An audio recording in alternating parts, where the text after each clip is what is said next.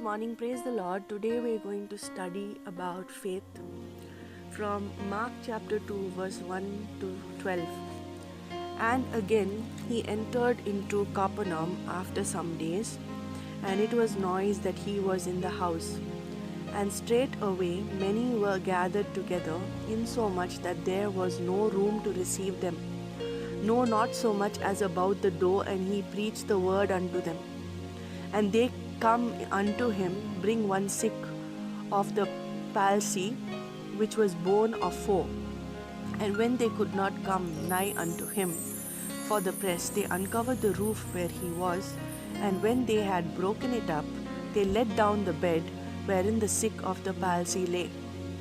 When Jesus saw their faith, he said unto the sick of the palsy, Son, thy sins be forgiven thee. But there were certain of the scribes sitting there and reasoning in their hearts, Why doth this man thus speak blasphemies? Who can forgive sins but God only? And immediately when Jesus perceived in his spirit that they so reasoned within themselves, he said unto them, Why reason ye these things in your hearts? Whether it is easier to say to the sick of the palsy, Thy sins be forgiven thee, or to say, Arise and take up thy bed and walk. But that ye may know that the Son of Man hath power on earth to forgive sins. I say unto thee, Arise and take up thy bed and go thy way into thine house. And immediately he arose, took up the bed, and went forth therefore before them all, insomuch that they were all amazed and glorified God, saying, We never saw it on this fashion. So this is a story about a paralytic man who comes on a stretcher borne by his 4 friends, and they come to Jesus so that he may be healed. But they do not find a way into the house because it was so crowded. So they go on the roof, they uncover the roof, and they put his bed down into the house so that Jesus may be able to heal this paralytic man. So when Jesus sees this paralytic man, he tells him, Your sins are forgiven. You arise, you take up your bed and walk. So this paralytic man gets up and he's healed, and he takes up his bed and he walks away. And everybody are amazed to see what had happened. Now we notice 3 kinds of people in this story. First are the carriers who carry the paralytic man to Jesus. Second is the crowd, and third is the crippled. Now the carriers who brought the paralytic man to Jesus, they had the faith in them that their friend could be healed, and they believed, before they saw, they believed that he could be healed. Second, there was the crowd who judged, who watched, and who criticized. And they had the mentality of that we will see first and then we will believe.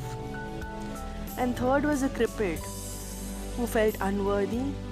He was crippled by sin, maybe emotionally disturbed, maybe he never thought he could be healed. In all these 3 kinds of people that we see in the story, God looks after all these people, whether they be carriers of faith, whether they be the crowd who judges, whether they be the crippled who is unworthy. But each of them have a different attitude. Their attitude determined their outcome. So God asks us to look what we are carrying. Are we carrying faith in God? Are we carrying the power of God in us? Are we carrying the hope in us that God is going to make a change in our lives? Are we carrying faith in our lives? Where do we stand? Which category of people or which kind of people do we stand in? Do we stand in the carriers of faith? Do we stand with the crowd, or do we stand with the crippled? The Bible says that we should judge ourselves according to 1 Corinthians chapter 11 verse 31. It says, For if we would judge ourselves, we should not be judged. We need to constantly judge ourselves and see where we stand. Are we standing according to the word of God? Are we standing in faith? Are we standing in doubt? Are we standing in a place of unworthiness? Where are we standing? So this story helps us to understand that when we have faith, we are able to move mountains. We are able to get past the crowd. We are able to get healed. We are able to make a way where there is no way.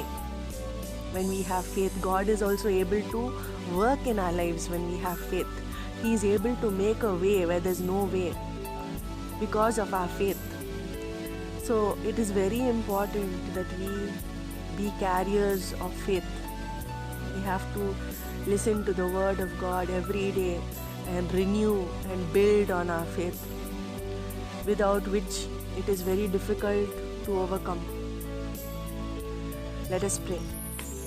Dear Abba Father, in Jesus' name, I come to your throne of grace, Father. Father, I thank you that you have given all of us a measure of faith, Father. That we have to build on our faith, that we need to trust you, that we should not watch and see and then believe, but we should first believe and then we shall see the outcome of our faith. For you are a faithful God and you always do what you have said you will do, Father. You never go back on your words, Father. Your word stands forever, Father. The heavens and earth will pass away, but your word will stand forever, Father. You are a faithful God who does whatever he says he will do. And you will never leave us nor forsake us. Whether we stand with the crowd, whether we stand in the crippled place, whether we stand being carriers of faith, you never leave us nor forsake us till we reach that level where you want us to be, Father. And you constantly work in us, you constantly build us, you constantly help us. We thank you, Father, that you never leave us and you are always with us, and your grace is more than sufficient for us, and your power is made perfect in our weakness. I pray that your children will have more faith in you, Father, and they will believe that you can do the impossible in their lives. In Jesus' name I pray.